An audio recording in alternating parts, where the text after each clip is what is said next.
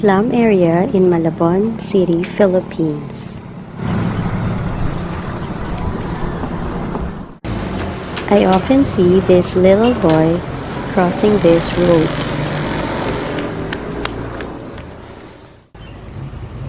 Anong pangalan mo? Yaman po. Ano yung hawak mo? Nagkatsa po. Kanin po. Bumuli po ako sa daw ng kanin. Nag-ipon po ako ng pera po para pambili ng bag ko po. Tira na po kasi yung bag ko. Bakit hindi ka na lang magpabili ng bag sa tatay mo o kaya sa nanay mo? Patay na po yung tatay ko. Yung kinikita po ng nanay ko maliit lang.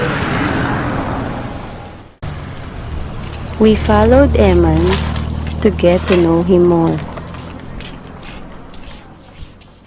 Ito po yung tanghalian namin at tatlong kapatid.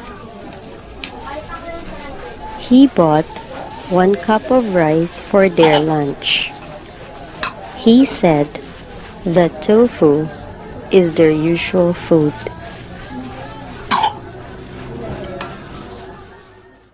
Kaya na tayo.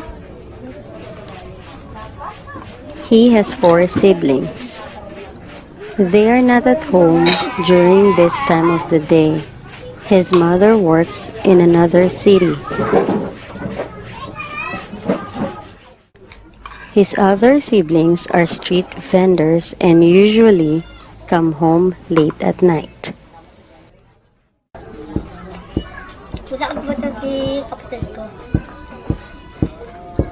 Every day, after his class, he will look after his younger brother and sister. Crisanto is already 4 years old and have been diagnosed with the Down syndrome.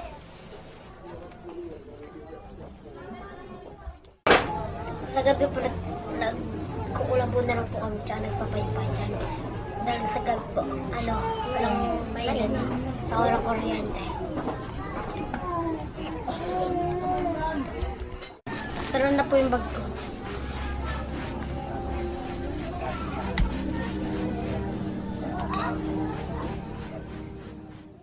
Ako si Leia, 42 years old, tubong Masbate.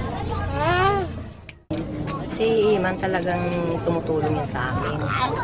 Bawa, nangangalakal siya. Pag uwi niya, magmadala siya ng kalakiti yung bigas. May time naman na kape, kunti lang. Binibilan niya ako ng kape. Hindi po ba sumasapat yung kinikita niyo dun sa trabaho niyo? Hindi talaga kasi may time na wala pag bumabagyo, matumal. Nakikita lang ako ng 200. Eh, siyempre, pagkaon nila. Ang bili namin ng bigas. Mayroon akong 5 anak, 2 babae, 3 lalaki. Ito yung bunso ko.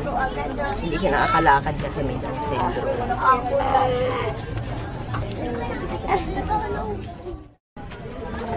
Ate Leia, napa-check up niyo na po ba itong bunso niyo? Yun nga po, lalabas lang din po namin talaga ng ospital dahil na-confine po siya. Kaya hindi po ako nakapasok talaga ngayon. Dahil una ko kailangan po siya talagang bantayan. Ano pong naging sakit niya? Na-dehydrated po siya. Ate, nasa na po yung asawa niyo? Yung asawa ko po, namatay na po siya nung nakaraang taon. Kasi po, nagkasakit po siya. Sa hirap. Hindi nakasurvive dahil wala naman kami pera talaga na paggamot talaga sa kanya. Hanggang sa bahay na lang mo siya namatay. Ay, hindi niya na po nadala sa ospital. Ano po bang sakit niya? Ano po sa kanya ng grupo kasi liver cirrhosis. Ngayon, ang pinakaano po sa kanya, maghanap daw ako ng magdodonate ng patay. Hindi ko naman napaya. Ate Leia, yung bahay niyo po bang tinitira niyo? Sa inyo po na yun? Hindi po sa amin kasi inuupahan ko lang po ito. Yung may-ari naman po ng bahay, kumalig naman siya. Nung namatay yung asawa ko, kumalig naman siya patira sa akin ng walang daan. Tapos pinapa niya sa akin ng 500. Hindi ko naman nung nababayaran ng buo talaga yung 500. Kumapayag naman siya ng hulugan ko 50, 100. Kapag may sobra kayo, hinuhulog-hulugan niyo na lang po para mabuo niyo yung 500 sa isang buwan.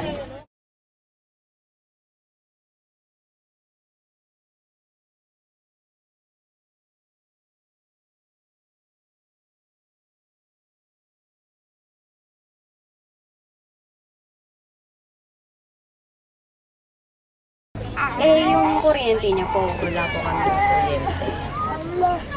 Eh, yung, paano po kayo nagluluto? Ano po, sa uling. Sa uling. Kapag wala po, may time na pag ang kita ko walang pabili ng uling, yan sila ay naghanap ng panggatong. So, sa gatong po kayo nagluluto. Gatong. Eh, paano pag gabi? Di madilim po sa inyo. Nagkakandila po kayo. Kandila. Pero binibili ng po sila na wag sila magpapalala sa gabi kasi nung sila lang po kasi dyan, magkasunod. Delikado rin po kasi, no? Tapos mga bata. Sila lang po yung naiiwanan dyan pag mapasok. Titin po ng malaki. Ang hindi ko po talaga, pag ganyan ng panahon, inaabot po ako minsan ng alas 4 madaling araw. Ate Lea, lumapit po ba kayo sa gobyerno para humingi ng tulong para dito kay Crisanto? Ano po talaga, lumapit ako sa kanila, binigay ko po sa kanila yung galing sa doktor na may Down syndrome. Eh, nung lumapit ako, sabi ko, kailangan ko ng pambili ng walker, mabigyan man lang nila ako. Eh, sinagot lang naman po nila ako na kaya ko naman doon pagkukunan. Siyempre, sinalaysay ko naman po sa kanila na talagang hindi ko kaya. Eh, magkano ang kinakita ko.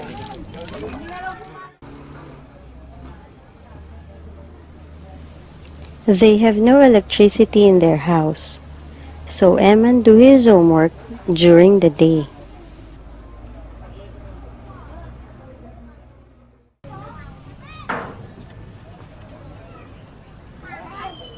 Nangangalakap po ako po ng pambangko. Gusto ko po maging sa pulis.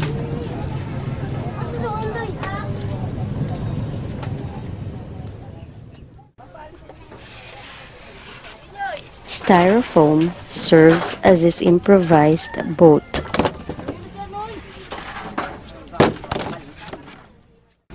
Ito yung ilog na laging pinupuntahan ni Eman. Medyo madumi na at saka delikado. Pero ito lang yung paraan niya para makakuha ng kalakal para may pambili sila ng pagkain sa araw-araw.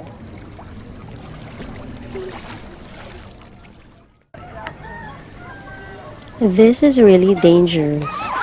He might drown again and can get diseases in the polluted water.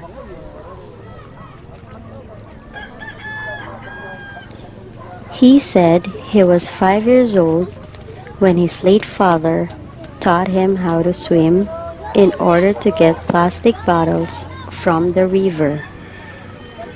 They sell those plastic bottles to earn even a small amount of money.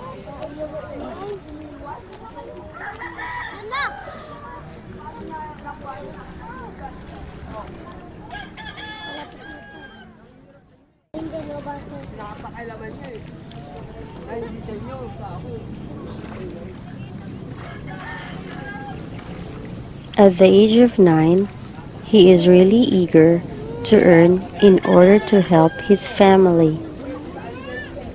Ang tawa nila, yun o.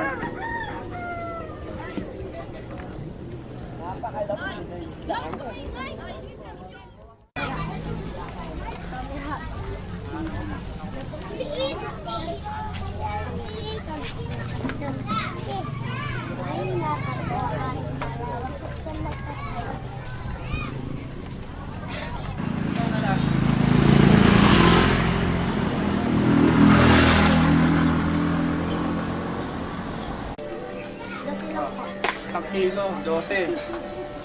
Oh. Napabibili ko tokwa.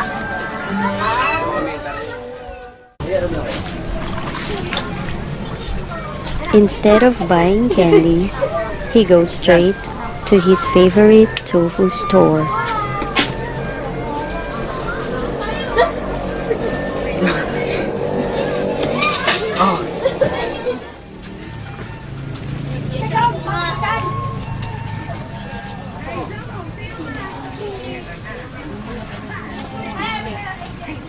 Na, ito na walang natin ng gabi.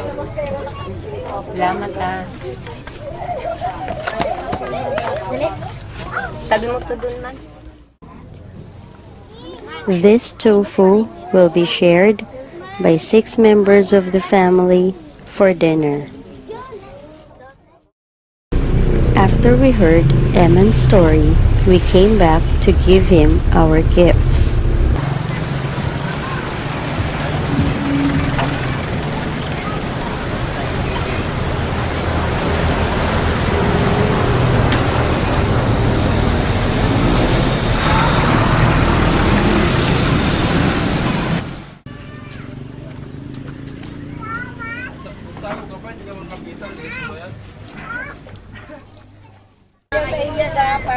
Magandang hapon ho. Bakit po? Ay, tatanong ko lang po kung nandiyan po si Eman. Bakit po? May regalo po kasi kami para sa kanya eh. Hintay talaga natin po. Sige po. Salamat. Eman! Eman!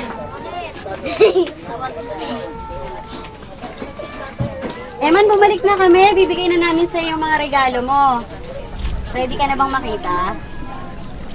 Sige, Lika. Tawag sa akin.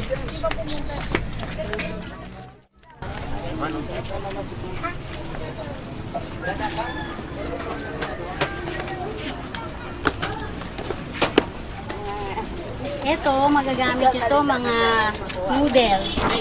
Yan. Para may pagkain kayo sa araw-araw. Ito pa, madami pa yan.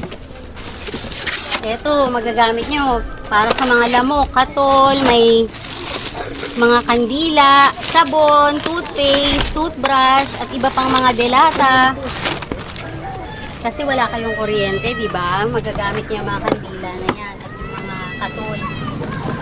Ito, Eman, mga delata para may pangkain kayo.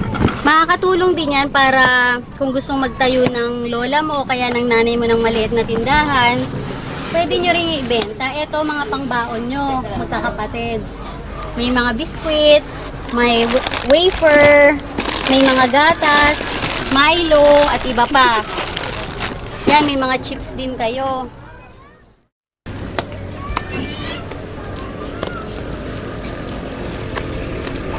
Ito pa, Emma, no, mga biskwit din. Magagamit mo yan para pangbaon mo. Diba, nangangakalakal ka para sa pangbaon. Ayan.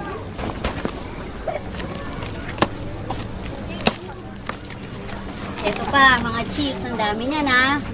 Bilisin nyo lahat yan. Tapos, ito pala, dahil yung kapatid mo si Crisanto, nag-request siya na makalakad, diba? Makapag-practice maglakad. Ito, may munting handog din kami dun sa kapatid mo, si Crisanto, na walker. Tawagin natin si Crisanto, patry natin. Nay, tawagin mo yung lola mo, tsaka si Crisanto, tawagin mo. Ala, tingnan niyo po ito. Halika na, tingnan niyo po ito. Subukan po natin kay Crisanto kung pwede sa kanya.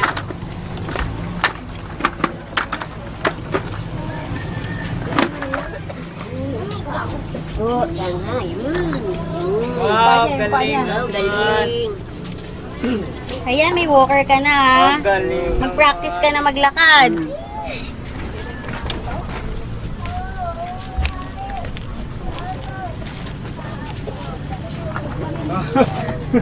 Ayaw mo na, hindi naman magkano yan. Di ba, Emma, nag-iipon ka para makabili ka ng bag? Kasi nasira yung bag mo, di ba? May surprise kami sa'yo. Buksan mo para makita mo. Sige, tulungan na kita. Bag. Nagustuhan mo ba yan? Itong mga regalong dala namin, handog to ni na Sir Mark at Ma'am Rhea. Regalo nila yan para sa inyo, para makatulong sa inyo. Nanay Lucita, ito pong mga tulong na handog naming regalo kay Eman. Pinabibigay po ito ni na Sir Mark at Ma'am Rhea. Mga kaibigan po namin sila na taga-Amerika na lagi pong tumutulong sa mga kapos sa buhay. Maraming salamat po, Ma'am Rhea at saka Mark, sa mga tulong nyo sa amin. Malaking tulong yan. Masaya po ba kayo sa natanggap niyong regalo ngayong araw na to? Masaya po. Ikaw, Eman, masaya ka ba? Ayos. Salamat. Anak, Mang Raya, salamat po sa tulong niyo sa amin. Maraming salamat po. Eman, ito may konting perang pinapaabot din sa iyo sila Kuya Mark at Ate Rhea. Gamitin mo to pang baon mo sa school ha. Salamat po. Okay. Eman is really grateful for the blessings that they have received. Despite of their status in life, we admired Eman for sharing whatever he have to his family.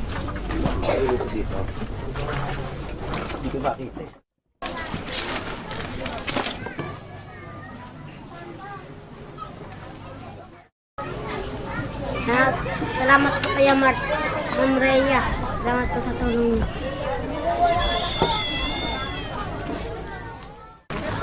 We hope that Eman will finish his studies so that he can achieve all his dreams. God bless.